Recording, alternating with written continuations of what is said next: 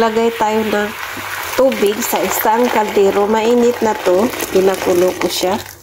Bismillah, ilagay natin ang ating kutsara.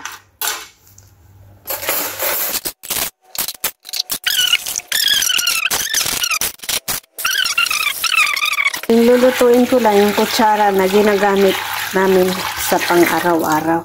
Lagyan natin ng suka. Bismillah.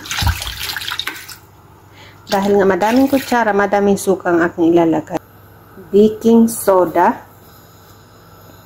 Baking soda. So, ilagay ko lahat yung mayroon ako dito. Para mas malinis yung ating kutsara, ma'am. 2 kutsarang asin.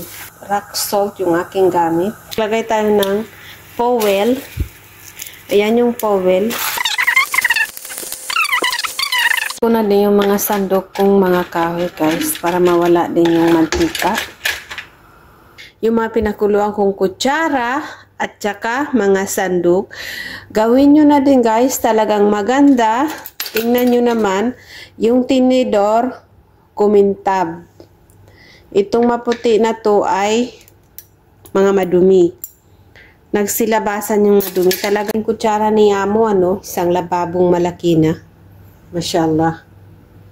Sana may ganito din akong kutsara kadami sa bahay. Yung kutsara ko iilan lang Mabilang sa daliri ko.